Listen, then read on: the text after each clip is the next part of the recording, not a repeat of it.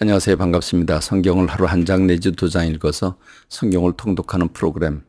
이 프로그램을 운영하는 이 방에 찾아오신 여러분들을 주의 이름으로 환영합니다. 오늘은 신약 성경 사도행전 19장을 함께 묵상할 텐데, 이 말씀을 묵상하는 이 말씀이 여러분의 삶에 도전을 주고 또 여러분의 마음을 뜨겁게 하고 감동케 하며 가슴이 충만해진 역사가 있길 간절히 소망합니다. 이 사도행전 19장에는 사도 바울의 3차 전도 여행의 끝마무리를 하고 있는 그런 모습을 볼 수 있는데, 이제 사도 바울이 에베소로 갑니다. 에베소에 가서 전도를 하는데 거기 하나님을 믿는 제자들을 만나게 됩니다. 그 제자들을 만났는데 그들을 만나서 사도 바울이 질문을 합니다. 너희가 믿을 때에 성령을 받았느냐라는 질문을 하죠. 그래서 그들은 우리는 세례 요한의 세례를 받았다라고 대답을 하고 예수 그리스도가 누구인지도 모르고 성령이 계신 줄도 전혀 알지 못했다고 성경은 말해주고 있습니다. 그래서 사도 바울이 그들에게 안수를 하게 되자 그들이 방언도 하고 성령 충만을 받게 되었다라고 말씀하고 있죠. 그들은 누구를 통해서 어떻게 복음을 받아들이는지 모르지만 세례 요한이 요단강에서 세례 주는 그 세례까지, 그래서 세례를 받았다고 말하고 있습니다. 그런데 그들은 예수님을 몰랐습니다. 그래서 사도 바울이 예수님을 가르쳐 드리고, 그리고 예수님이 마지막으로 하신 말씀이 성령 충만 받으라고 말씀하셨다고, 그래서 성령을 위해서 안수 기도를 하니까 그들이 성령 충만을 받게 된 것입니다. 여러분, 왜 사도 바울은 이 에베소에 갔을 때 제자들을 만났는데 그들에게 너희가 믿을 때 성령을 받았느냐는 질문을 했을까요? 그렇습니다. 이들의 대답은 참 기이하죠. 우리는 성령이 있음을 듣지도 못했다라고 말해주고 있습니다. 저는 오늘 하나님을 믿고 있는, 교회에 다니고 있는 성도들 가운데 얼마나 많은 성도들이 성령과 관계없이 살고 있을까를 생각해 보기도 합니다. 여러분 얼마나 성령의 인도를 받고 있습니까? 성령님의 인도를 받지 않으면 하나님의 자녀가 아니라고 성경은 말씀하고 있습니다. 하나님의 영, 하나님이 보내신 영의 인도를 받아야 하나님의 자녀지. 성령의 인도를 받지 않고 자기 마음대로, 자기 생각대로, 자기 감정대로 행동하고 움직인다면 그것은 하나님의 사람이 아닌 것입니다. 그렇습니다. 성령을 그래서 받아야 합니다. 성령은 하나님의 영으로서 각 사람 심령 속에 들어가 그들의 생각과 감정과 의지를 어루만져 주고 도와주고 주님의 보호와 인도하심을, 그리고 주님의 뜻을 가르쳐 주는 분이 바로 성령님이십니다. 그러니까 성령님이 없이 신앙생활을 한다고 하는 것은 상상할 수도 없는 겁니다. 여러분, 왜 예수님께서 제자들에게 너희가 성령 충만을 받기까지는 아무것도 하지 마라, 예루살렘을 떠나지 말고 오직 성령 충만 받기를 기다리라고 했을까요? 성령 충만 받기 전에 제자들의 모습을 생각해 보십시오.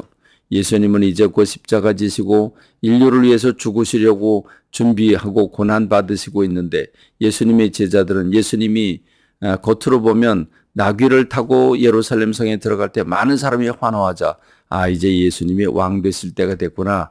왕이 되시면 누가 좌우편에 앉을 것인가. 여기에 필이 꽂혀 있는 사람들이 제자들이었습니다. 주님이 부활하실 것을 3번이나 말씀하셨지만 전혀 믿지 못했습니다. 그렇습니다. 그게 제자들의 모습입니다. 그런 그들이 성령 충만을 받고 나니까 예수님이 하신 말씀을 깨닫게 되었고 하나님의 마음을 알게 되었고, 그들은 두려움을 물리치고 길거리에 뛰쳐나와서 복음을 증거하는 사람이 되지 않았습니까? 그렇습니다. 너희가 믿을 때 성령을 받았느냐, 우리들에게 할 질문이죠. 교회는 다니고 있고 설교 말씀도 받고 있고 다 신앙생활을 하고 있지만 성령의 인도를 받지 않고 내 마음대로 신앙생활한다면 진정한 하나님의 사람이라고 말할 수 없을 것입니다.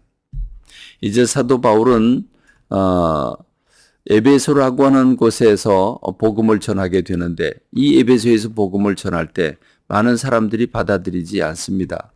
사도 바울은 가장 먼저 회당에 들어가거든요. 유대인들이 모인 곳에 가서 복음을 전합니다. 왜냐하면 유대인들은 구약 성경을 잘 알고 있기 때문에 구약의 완성인 예수 그리스도를 소개하면 그들이 예수님을 영접합니다. 그런데 이 에베소에서는 동일하게 회당을 찾았지만 유대인들이 복음을 거절합니다. 그래서 사도 바울은 그들을 떠나 아예 에베소라고 하는 도시가 너무 중요한 도시이기 때문에 두란노라고 하는 서원을 세워놓고 2년 동안 날마다 하나님 나라에 관해서 강론했다. 그래서 많은 사람들이 하나님을 믿게 되었다라고 말해주고 있습니다. 이렇게 하나님께서 사도 바울을 통해서 놀라운 일들이 나타나게 되는데 단순히 복음만 전한 것이 아니라 표적도 나타납니다. 그래서 사도 바울의 손수건이나 앞치마만 가져다가 얹어도 병이 낫거나 귀신들이 도망가는 역사가 일어납니다. 그러니 어떤 결과가 되겠습니까? 말할 수 없는 성령의 그 열매가 맺혀지게 되겠죠. 그런데 그들 중에 유대인의 한 제사장인 그 스게와라고 하는 사람이 그 7 아들이 있었는데 그들이 사도 바울이 예수님의 이름으로 그 손수건이나 앞치마를 얹어도 날 정도니까 사도 바울이 그렇게 예수님의 이름으로 병을 고치고 귀신을 추방할 때 그 병이 고쳐지는 걸 보고 마술하는 사람들이 흉내를 냅니다. 그게 바로 스게와의 7 아들들이 그렇게 한 겁니다. 그들이 흉내를 냅니다. 예수의 이름으로, 예수 그리스도의 이름으로 명하노니 사탄아 떠나가라. 그리고 명령을 합니다. 그 귀신 들린 사람을 향해서 명령을 했는데 그 귀신들이 이렇게 얘기를 합니다. 내가 예수도 알고 바울도 아는데 너는 누구냐? 그리고 올라타서 짓밟습니다. 그렇습니다. 여러분, 신앙은 흉내낸다고 되는 일이 아닙니다. 성령이 진실로 그 안에서 역사하셔서 하나님의 영이 임하여야 귀신이 도망가는 거지 흉내낸다고 되겠습니까? 오늘 저와 여러분들이 하나님을 믿는데 흉내내는 신앙생활하지 않기를 간절히 소망합니다. 진실로 성령님을 모시고 성령님의 능력을 받고 성령님의 인도를 받아서 귀신이 벌벌 떠오는 그런 능력의 신앙생활하게 되기를 주님의 이름으로 축원합니다. 감사합니다. 말씀 맺겠습니다.